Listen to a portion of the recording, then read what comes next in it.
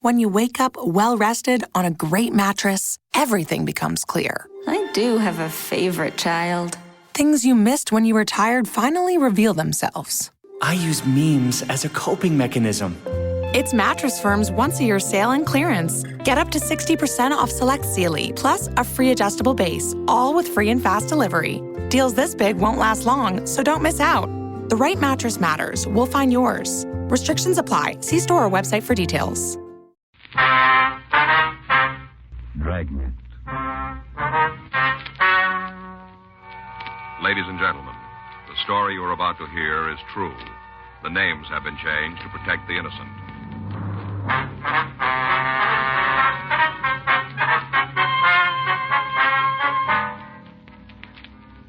You're a detective sergeant.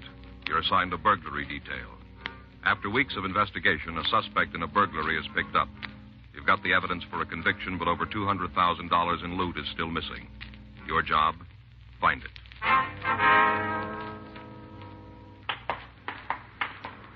It was Saturday, March 5th. It was warm in Los Angeles. We were working the day watch out of burglary detail. My partner's Frank Smith. The boss is Captain Bernard. My name's Friday. We were on our way back from the cell block, and it was 9:45 a.m. when we got to the interview room. Felony section. I'll get the light. Come on in, Bowen. Sit down. Over there. You want to smoke? Here's a light.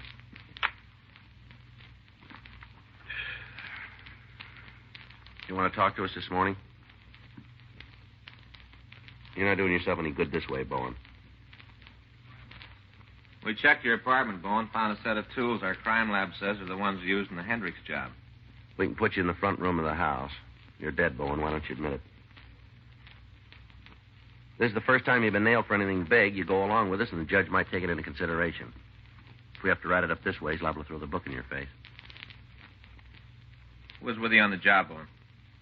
We know you didn't swing it alone. Somebody had to carry the light. Come on, who was it? All right, what about the loot? Where's that? That stuff's not going to do you any good in the joint. There's over $200,000 in furs and jewelry missing. We know you had it. Now, where is it? How about it, Bowen? You're just causing yourself a lot of grief. Okay, let's go. On your feet. Come on.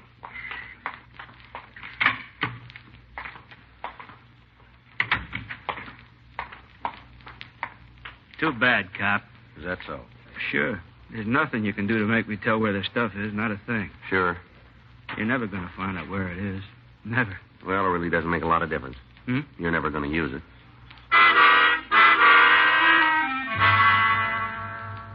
3 weeks previously, on February 10th, 2 unidentified persons had entered a home in the Bel Air district. They'd taken furs and jewelry valued at over $200,000. The investigation conducted by burglary detail had netted one of the suspects. He was identified as Cade Bowen, WMA, 32 years. His arrest record had listed several charges of drunk driving and disturbing the peace. However, he'd never been picked up on a felony before. In spite of our efforts, we'd been unable to break him down. He refused to identify the other suspect or to tell us where we could recover the stolen goods. All of his friends and relatives were questioned. None of them could aid us. The case on him was prepared for the district attorney's office, and we continued to look for the other suspect. Monday, March 7th, 8:02 a.m., I checked into the squad room. That you, Joe? Yeah. Oh, you're late. A couple of minutes, yeah. I got it. Burglary Friday. Oh, yeah, Emery. Mm-hmm. Sure. No, not a sign of it. Well, we'd like to hear it anyway. Where can we meet you? Where? Yeah, all right. We'll be right over. About 5 minutes. Right. Goodbye. It was Emery. Who? Emery Docks. Says he wants to see us. What about? Some stolen fur coats.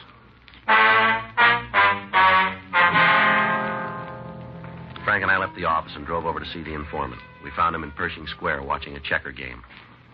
Just a minute, Joe. I'll be with you. All right. No, not that one. Always does it. Okay, let's go. Always the same with that guy. Is that right? Yeah, always the same. Set him up that way and he'll jump. As soon as he does, game's over. He can't see it, but it's over. Mm-hmm. Real pigeon for the setup. You can sit over there and talk. You know my partner, don't you, Emery? Yeah, sure. Hi. How you doing? Not too bad. Guess you can't win them all. Yeah. We can sit there. What do you want to see us about? Oh, fell over something day before yesterday. Thought maybe it'd make sense for you. Mm-hmm. Met a guy who had some coats for sale.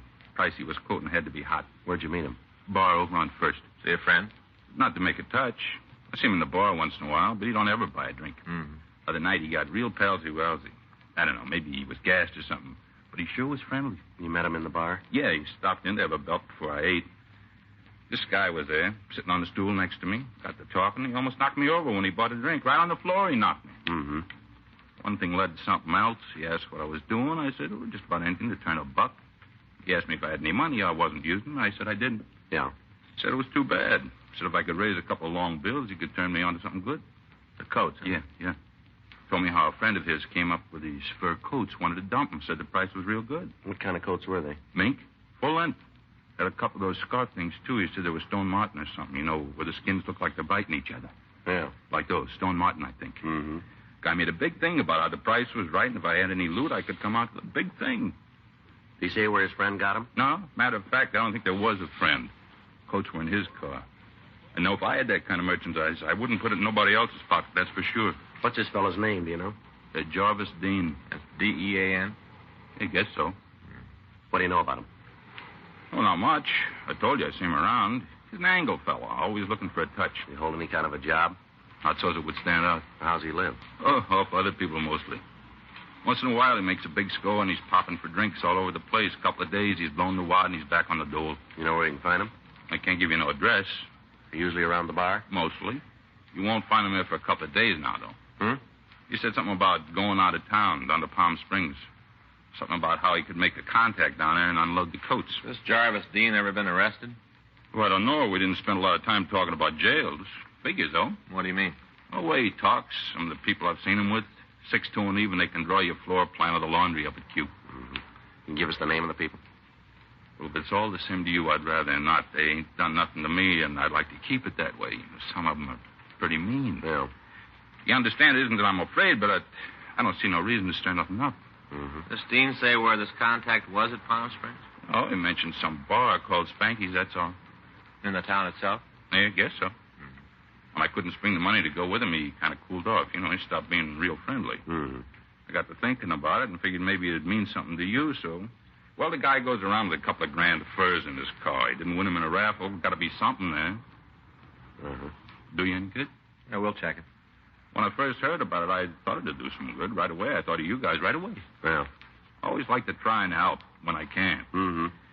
Now it works out both ways. Maybe you can give me a hand sometime. You know, like now? What? I could sure use a couple of bucks. Things ain't been going too good. No, that's too bad. It's just temporary. It won't last. A couple of days, I got a job coming up. Hotel over on Wilshire.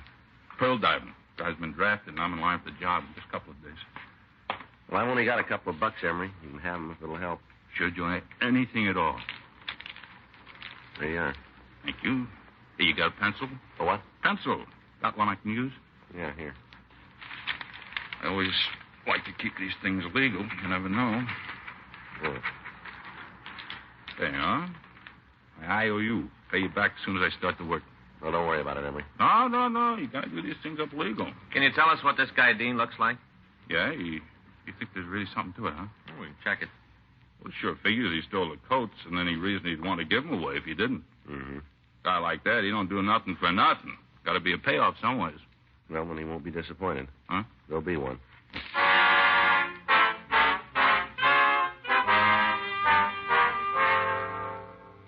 Frank and I got the description of Jarvis Dean and the car he was driving, then we returned to the office. We had the name run through R&I, and we found a record. The mugshot was pulled and shown to Emery Docks. He said it was the man who tried to sell him the coats. We put out a local broadcast and an APB on the suspect and his car. 11:25 a.m. Cade Bowen was questioned again, but he refused to give us any information on whether or not Dean was his accomplice in the burglary. At 2:30 that afternoon, Frank and I met with Captain Bernard in his office. You think it's the Hendricks loot? Should be. We've checked around. There haven't been any other thefts that'd cover it. Got the list? Yeah, here. Thanks. Now, you can see right there, Skipper. 2 mink coats, 1 Stone Martin scarf. What about the jewelry? Well, he didn't say anything about it. Doesn't mean it's not there. What about this bar in Palm Springs you mentioned? Spanky's? Yeah. You know anything about it? We know where it is. What kind of place is it? Resort town bar. What about the reputation? Clean. We never had any reports about it. You think that's where they'll turn the stuff? Well, we don't know. All we got's the name. Someplace to look. One we've had. You can't get anything out of Bowen? He won't even admit he's in Los Angeles. What's he got to say about the evidence? Just sits and looks at it. And Palm Springs is the only lead you got? That's it. Okay, trot it down. Can you leave right away? I can. How about you, Smith? Just call Fay. That's it, then. Go on down there, see what you can find out. Be sure to check with their department. They might have something for you. All right. When will you be back? Well, if it works out, should be sometime in the morning. Check with me as soon as you get in. Yeah. This fellow Dean got a record? Yeah, assault 211. Sounds like he might be heavy. Possible. Well, take it easy. Yeah. He's the fellow you're after. He's not going to want to give that stuff up. Well, that puts it on our backs. We got to convince him. Frank and I went down to the carpool and checked out a trip car. 2 hours later, we pulled into Palm Springs. We talked with the local authorities. They had nothing on Jarvis Dean. As far as they knew, there was nothing wrong with Spanky's bar. We got the address of the place and drove over. Yeah, what'll it be? Police officers would like to ask you a few questions. Oh, L.A. cops, huh? Something wrong? Oh, we'd like to ask you some questions. Sure. Come on back here. It'll be easier to talk. All right. Well, what can I do for you? I'd like you to take a look at these pictures. Tell us if you know this man. No, I never saw him. How about this one? Sure. Yeah, he's been around. Is he here now? No, he doesn't usually make it this early. You seen him at all today? I think he was in this morning around 10 in there. You know where we can find him? What's he done? Police business. Well, just so it doesn't get anybody here in trouble. That guy's a real crackpot. What do you mean? He's lonely. He's good business, but if I had my druthers, I'd just as soon he stayed away. Why is that? Well, the way he acts. We got a lot of big people coming here. You know, the picture crowd, a lot of money. They like things quiet. They come down here for a rest, and that's what they want. A guy like that fella, they don't help. Is that right? Sure, he gets gassed, makes a big noise all about how he's buying drinks for the house. The customers don't like that kind of stuff. The drinks aren't bad enough, but he's got to start a pitch. What do you mean? Well, he's been trying to set something up, some kind of a deal. You know what it is? No, I don't pay a lot of attention. I just hear him talking to some of the people. Gets any worse, though, I'm going to have to 86 him. Does he come in alone? Sometimes. What do you mean? Well, there's a chick he brings in once in a while. The two of them just sit there and drink. You know her? Why, is she in trouble? Do you know her? Yeah, her name is Blanche. She lives down here. She around? She was. When? About half an hour ago. Said she was going out, get something to eat. She'd be back. You know where she went? No, half a dozen places inside a block she could have gone. If you want to talk to her, the best thing would be to wait right here. All right. She was carrying a real load when she walked out. I hope that food helps her. She said she lives down here. Yeah, she's got a place out the south end of town. What's she do for a living, you know? Well, I don't know. I don't think she's got a job. Seems I heard her say she was divorced. Probably got a chunk of dough from her old man. She and this fellow pretty friendly? You mean the guy in this picture? Yeah. I guess you could say that. Most of the time they're together. How often is he here? Oh, he comes in the place almost every night, you know, when he's in town. Is that quite a bit? Yeah, 3-4 days a week. You ever hear what he did for a living? No, I don't think he works steady. Hey, there's your girl now. Bart, pour me a drink, huh? Yeah, Blanche, a couple of fellas here want to talk to you, honey. Oh, that's all? Bring them on. I always like to talk to fellas. If they're friends of yours, old Bart, I know they're okay. Yeah, sure, Blanche. Are these them? Hey, now, they're pretty nice looking. You know that, fellas? You're pretty nice looking. Wonder if we get to a booth, might be a little easier to talk to you. Oh, the same to you. I'll talk right here. I won't say a thing. What's your name, honey? Friday. Say, that's a funny name. Hike the day, huh? That's right. It's my partner, Frank Smith. I do. Oh, come on now. Don't try to pitch that at me. Smith. A phony if I ever heard one.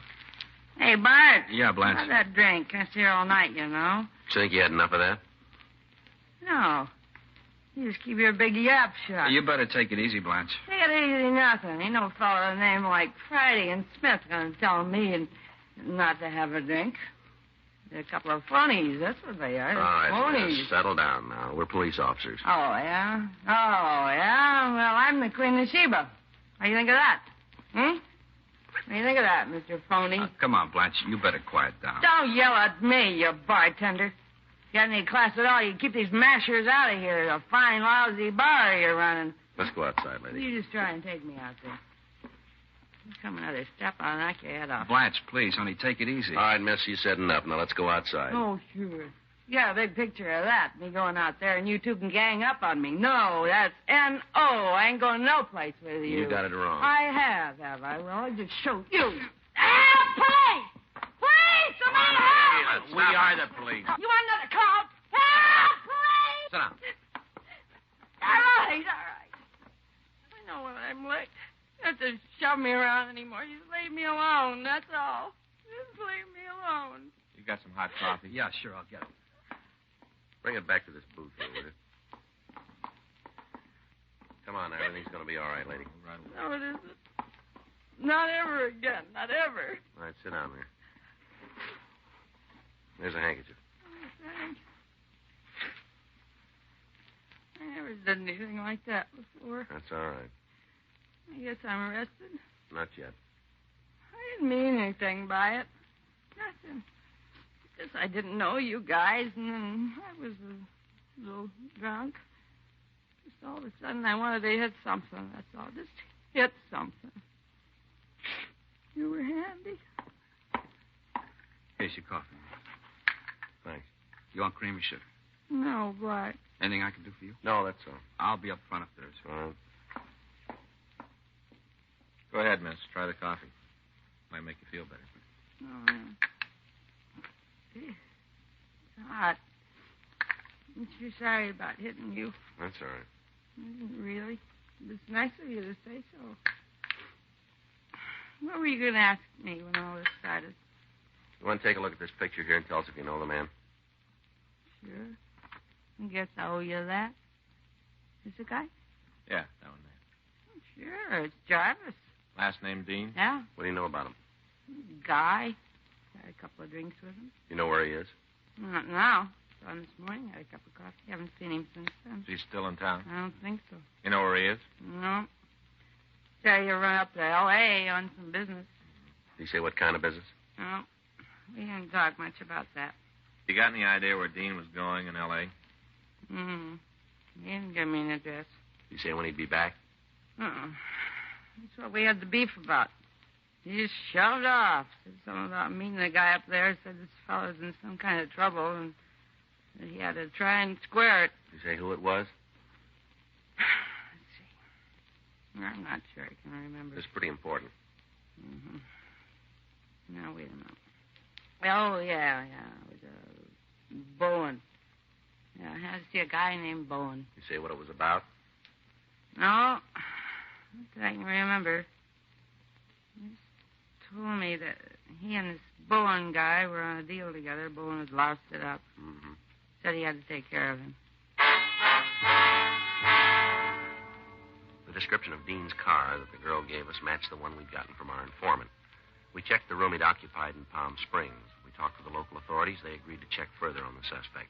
Frank and I left for Los Angeles. The following morning, we contacted Captain Bernard. It all goes together. Huh? You better find him fast.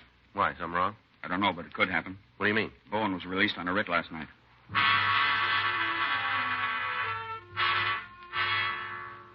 Additional bulletins were gotten out on both men. Bowen's house was put under surveillance, and all of his known hangouts were watched. 2 days passed without word. And then on Thursday, March 10th at 10:57 a.m., Frank and I got back to the office from checking out a lead. Ready? Yeah. Note in the book for you. Important. Thank you. What is it? Supposed to call the sheriff's department. Wonder what it is. I don't know yet. We'll find out. Well, I didn't figure you would, Joe, not until you made the call. Just wondered what it was.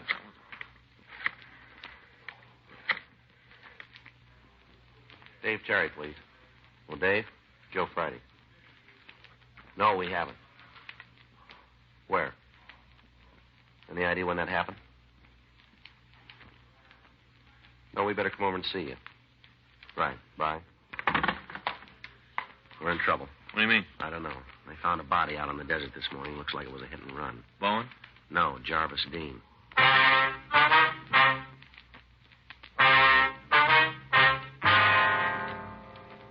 Frank and I left the office and went over to the Hall of Justice where we met with Sergeant Dave Terry. He showed us the photographs taken at the scene and the reports filed by the officers who discovered the body.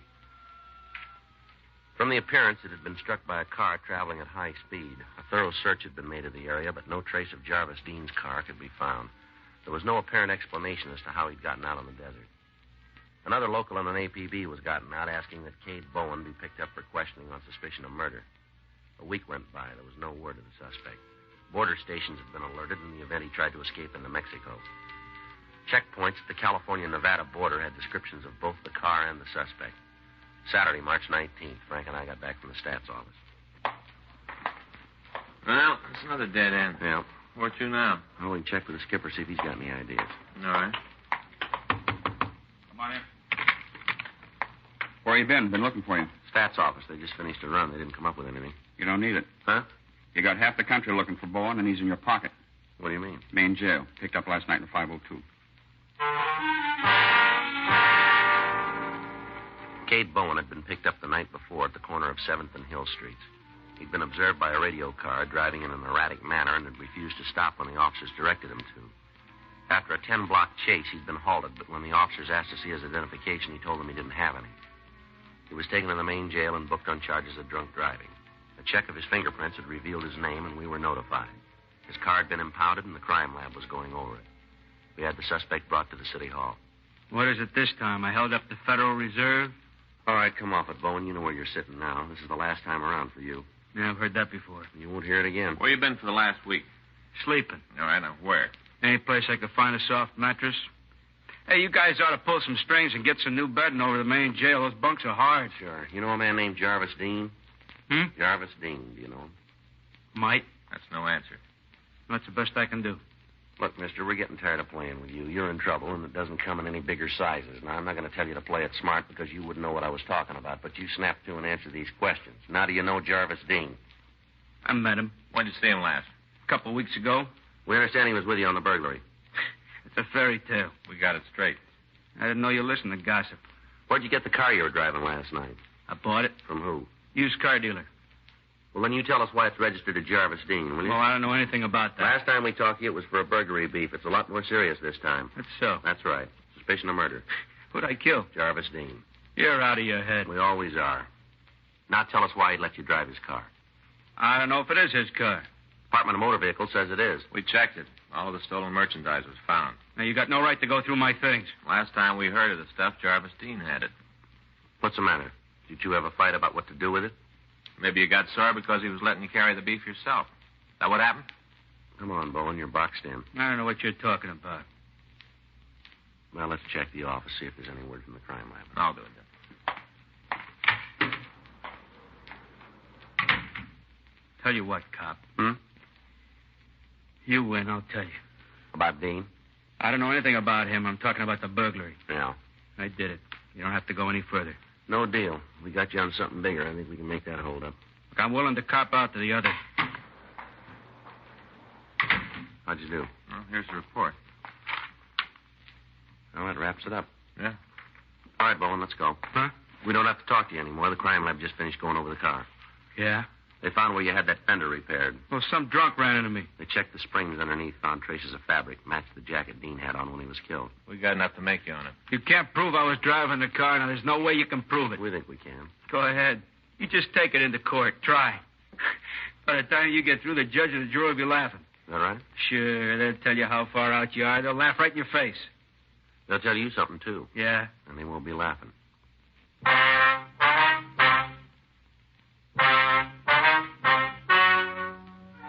The story you've just heard is true. The names were changed to protect the innocent. On July 16th, trial was held in Department 98, Superior Court of the State of California, in and for the County of Los Angeles.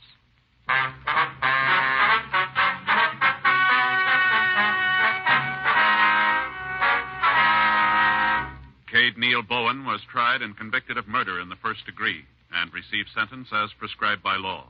On recommendation of the jury, he was sentenced to life imprisonment in the state penitentiary, San Quentin. You have just heard Dragnet, the authentic story of your police force in action, and starring Jack Webb, a presentation of the United States Armed Forces Radio Service.